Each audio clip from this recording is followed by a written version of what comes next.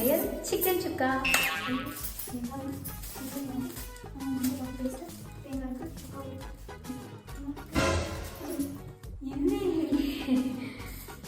என்ன வச்சு எப்படி சமைக்கிறது?